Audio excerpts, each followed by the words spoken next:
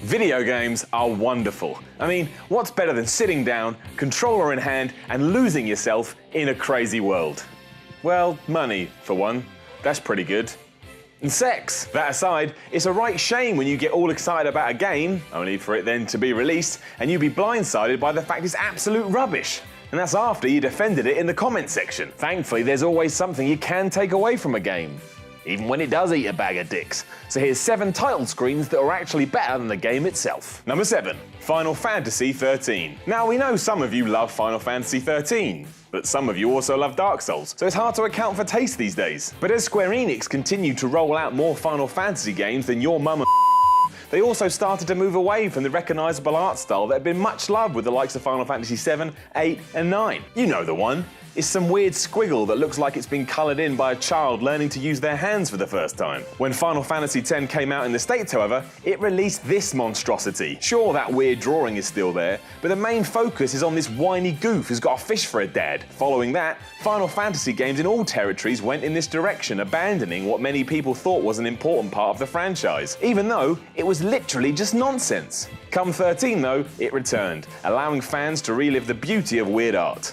And it was downhill from there. Number 6. Metal Gear Solid 4. The Metal Gear 4 title screen could be the best damn title screen in the history of games. Look at that shit, and listen to that music. Even Arnold Schwarzenegger would shed a tear with his manly ears when he heard that noise. Furthermore, it's full of context and foresight, with Snake standing over the grave of the boss. If you leave it long enough too, Snake even drops to his knees. Try and think of another title screen that's had this amount of thought and effort put into it, or been this overly thought. Because, you know, Kojima and that. Unfortunately, the game didn't really match up. Personally, I loved it, but a lot of die-hard Metal Gear fans decided it was far too long and far too complicated.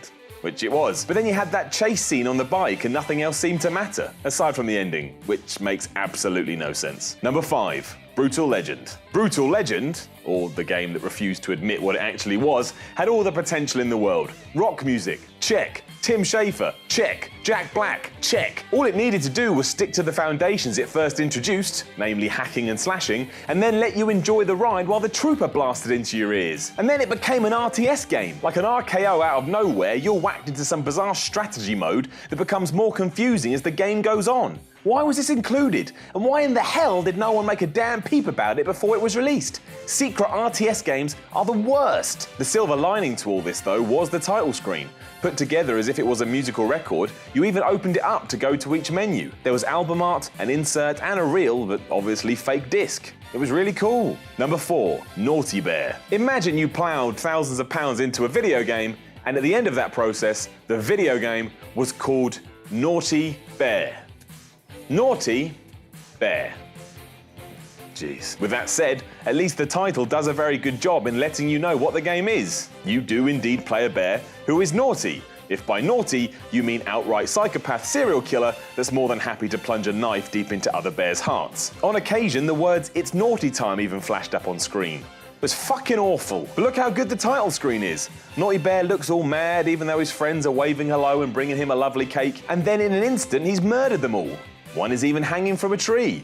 So what the hell Naughty Bear did to him is anyone's guess. Number 3. Wet. Wet was not as bad as many people made out. In fact, on occasion, it was actually pretty good, especially when you activated the slow-mo and then proceeded to kick the kidneys out of somebody. Unfortunately, it was described as a shallow experience and that it delivered very little, leaving it to vanish from people's memories quicker than 80s TV show Alf. It did, however, have a really good title screen. Relying on the grindhouse style that inhabited the entire game, it looked more like a movie poster than something designed for a nerd to push start on. Plus it told you to get ready for monkey business, which seems neither here nor there now we think about it. Cheers all the same. Number 2. Sonic the Hedgehog 2006. Sonic the Hedgehog's supposed reboot on the Xbox 360 and PS3 is worse than garbage. Seriously, you'd be better off finding a bin and rooting around in there for some fun. At least the frame rate would be more stable. It's full of the most bizarre design decisions too. At one point, Sonic gets it on with a human girl. Now, I don't want to say that's bestiality happening right there, but that is bestiality happening right there. Who signed off on this? And why was I forced to watch it? Luckily, not many people had to see it because, quite rightly, they gave up on this mess soon after they started. Look at that title screen though. There's a bird flying around. The trees are rustling in the wind. Leaves casually falling past the camera. A warming fire just off to the corner. It's a complete lie as to what awaits, sure, but at least it made you feel nice inside. The rest did not. Number 1. Plock. I have no idea who or what Plock is, but by the looks of things, he's a lobster that plays the harmonica. From nowhere, he produces the musical instrument and then proceeds to serenade you with the most over-the-top and terrifying song you've ever heard. I've never played the game, but there is no way it could be better than that title screen. It is literally impossible. Know of any other title screens that we missed? Let us know in the comments below, and don't forget to subscribe to VideogamerTV by clicking the subscribe button. And you can also click the left video to hear 5 reasons why Uncharted 4 is worse than Rise of the Tomb Raider, and click the right video to watch our Uncharted 4 review.